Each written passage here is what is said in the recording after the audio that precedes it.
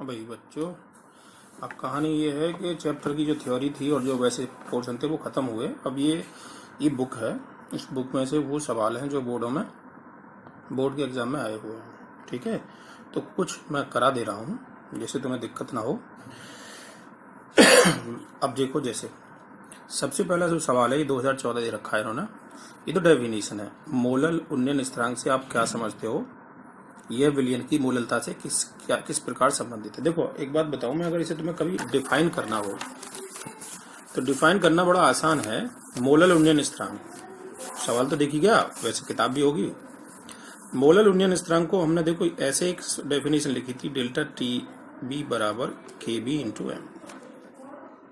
ठीक है, अब ये एम क्या है, मोललता। अब देखो, यदि ऐसी स्थिति आ जाए कि m इक्वल टू 1 तो delta T B equal to क्या होगा, के बी। अब मेरी बात को समझो जरा, मैंने यहां से लिखा है। तुमसे पूछा गया कि मोलल उन्नयन स्थिरांक से क्या समझते हो, विलयन की मूललता से क्या संबंधित है। तो विलयन की मूललता से तो संबंध इसका ये है कि जो इस बार भी बोर्ड में मैंने तुम्हें कल दिखाया था, मूललता के साथ तो संबंध ये है कि जो क्वथनांक मोलल उन्नयन स्थिरांक है वो तुम कह सकते हो कि ये के बी है। तो तुम अगर देखोगे तो इसके साथ संबंध आएगा इसका, ये मतलब डेल्टा के बी। ठीक है ना भाई। इसे तुम क्या करोगे, कुछ मत करो, इसे इसके अपॉन में ले जाओ। तो के बी बराबर क्या, delta T B upon M. तो इसका मतलब क्या हुआ, इसका मतलब ये हुआ कि ये जो है मोलरता के व्युत्क्रमानुपाती आएगा, है ना। डेल्टा टी बी क्या है, यानी क्वथनांक उन्नयन क्या है, मूलता के समानुपाती, और ये क्या है, इसके व्युत्क्रमानुपाती, उल्टा आएगा। तो ये तो संबंध रहा। अब डेफिनेशन देनी, तो डेफिनेशन के लिए मैंने कहा यदि एम बराबर 1 आ जाए तो डेल्टा टी बराबर क्या हो जाएगा, के बी।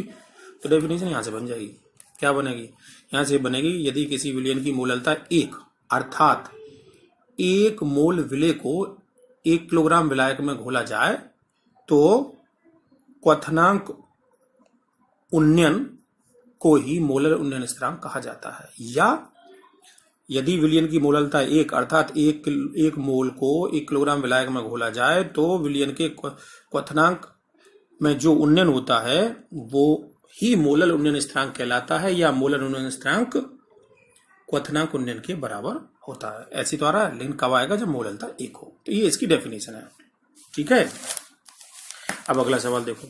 अगला सवाल देखो, बहुत अच्छे हैं, ऐसे ऑब्जेक्टिव बहुत आते हैं। सवाल ये है, अगर तुम देख पा रहे हो तो सवाल है ये कि निम्नलिखित विलयनों में से किसका परासरण दाब अधिक होगा।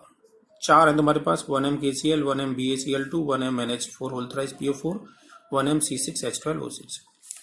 अब इसका मतलब समझ लो परासरण दाब किसका अधिक होगा। समझने की बात यह है, मैं बताया था तुम्हें, क्वथनांक उन्नयन, हिमांक अवनमन, परासरण दाब, वाष्प दाब में अवनमन, ये सीधे सीधे पदार्थ के आयनों की संख्या के समानुपाती होते हैं।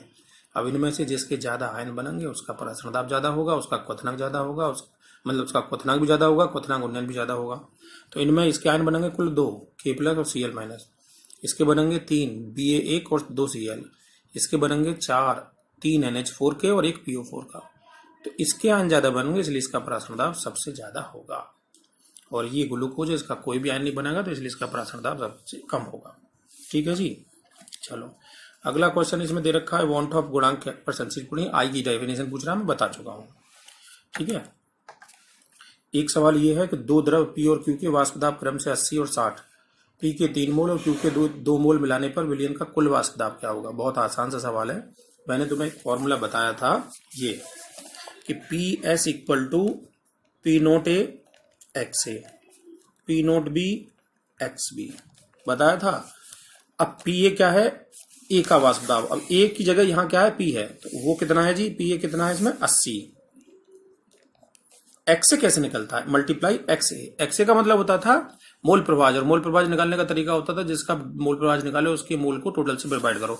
तो तुम देखोगे कि पी के मोल है 3 और क्यू के मोल है 2, तो पी के मोल तो हुए 3/5 प्लस ये है 60, 2/5, यानी पी का वाष्प दाब इंटू पी का मोल प्रभाज। पी का मोल प्रभाज का मतलब पी के मोल बटे टोटल मोल, फिर क्यू का वाष्प दाब जो 60 दे रखा है इंटू 2/5, 2 इसके मोल हैं। इसे हल कर लो तो जो भी कुछ आएगा यह जाएगा 16 ये 80 और ये 12 और ये आ जाएगी 48 और ये 24। अब इसे तुम जोड़ लो तो ये 12 आ गया, 72 आ जाएगा। तो इसमें 72 ये रहेगा ऑप्शन।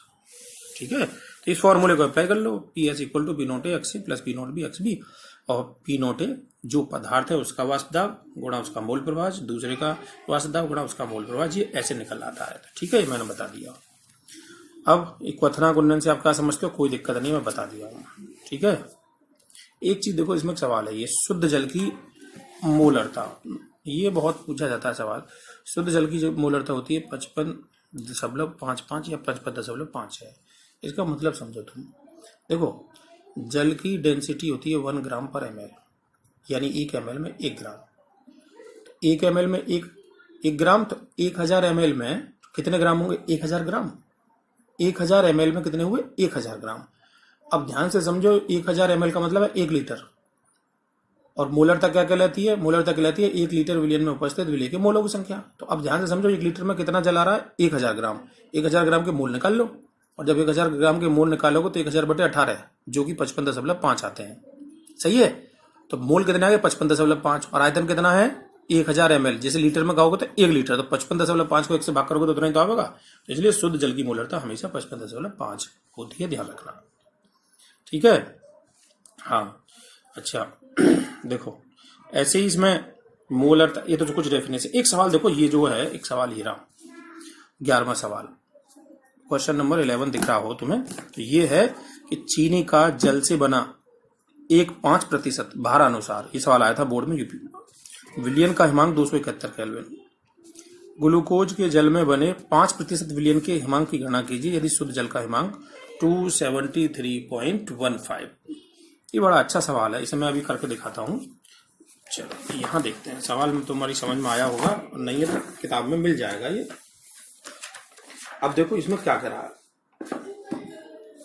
ये इसने सवाल में कहा था, मैं सवाल पढ़ दे रहा हूँ कि सवाल ये है कि जो जल में चीनी मिली है वो 5% विलयन है, उसका 5% विलयन है, और जिसका हिमांक है 271। ठीक है, तो अब तुम एक बात समझो जरा, एक फॉर्मूला है हमारे पास, delta T F equal to K F into M.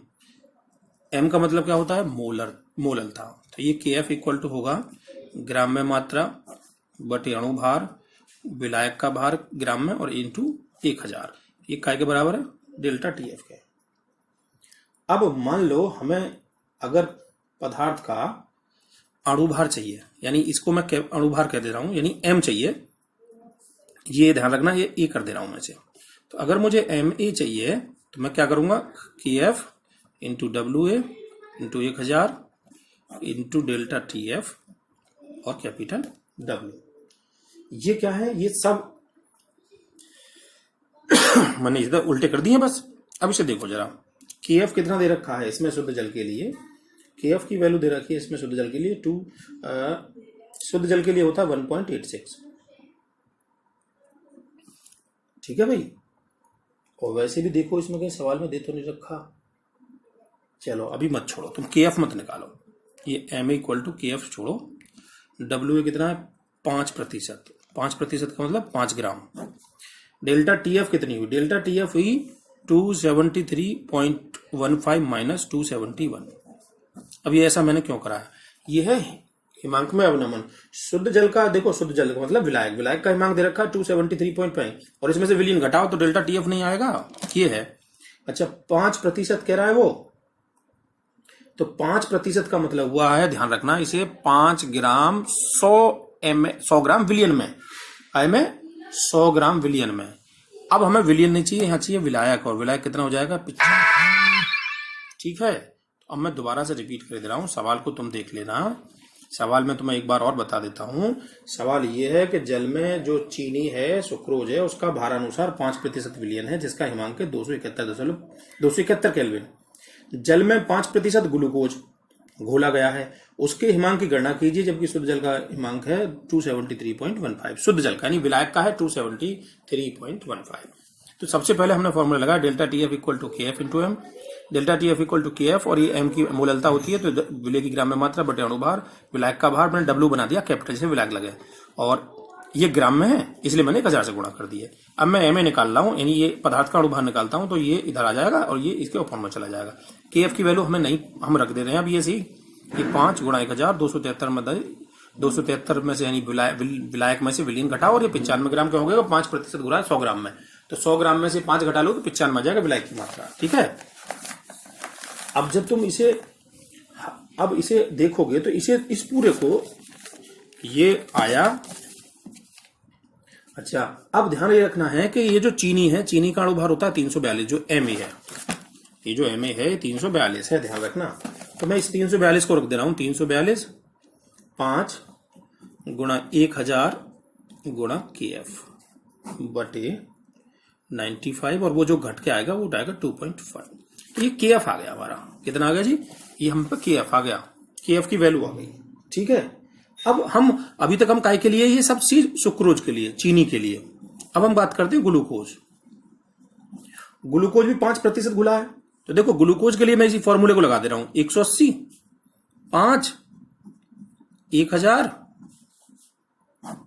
ठीक है, 1000 और KF 95 ही आएगा, ही आएगा, और यहां आएगा डेल्टा TF। TF का मतलब वो यही तो कह रहा है कि ग्लूकोज के लिए तो हिमांक बताना है। तो अब तुम्हें यह समझना है कि जो KF है ऊपर वाला, समझ रहे हो, जो KF है, या तुम एक काम करो, अगर KF नहीं रखते हो तो तुम ऐसे का ऐसे रख लो, इसे मान लो समीकरण 1 और इसे मान लो समीकरण 2।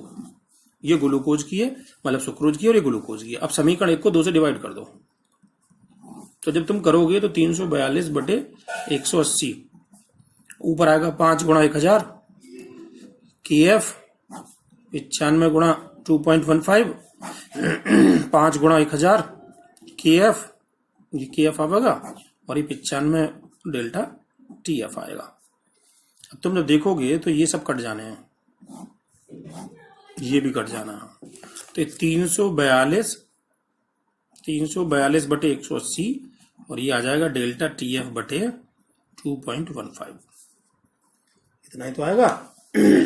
अब इसकी 2.15 की मल्टीप्लाई कर दो, तो डेल्टा TF की जो वैल्यू आएगी वो आएगी 342, 2.15 और 180। अब डेल्टा TF को जब कैलकुलेट करोगे तुम तो ये आएगा 4.085 केल्विन, में डायरेक्ट लिख दिया है। ठीक है, अब पूछा गया ग्लूकोज का हिमांक, तो तुमको एक बात पता है, ग्लूकोज के लिए या किसी के लिए डेल्टा TF होता है T विलायक माइनस T विलियन। तो ये तुम्हारा है 4.085 डेल्टा TF। विलायक क्या है तुम्हारा, पानी, और विलायक का तो उन्होंने शुरू में दे रखा है कितना, 273.1, और T विलियन है। समझे, बात समझ में आ गई। तो अब क्या करोगे तुम कि इस T विलियन को इधर ले आओ, तो ये 273.15 में से 4.085 को घटा दो, आंसर आ जाएगा, आंसर आएगा 269.07 केल्विन। ये सवाल है जो बोर्ड में आया था। अब मैं दोबारा से बता दे रहा हूं, देखो ज्यादा दिक्कत इसमें है नहीं।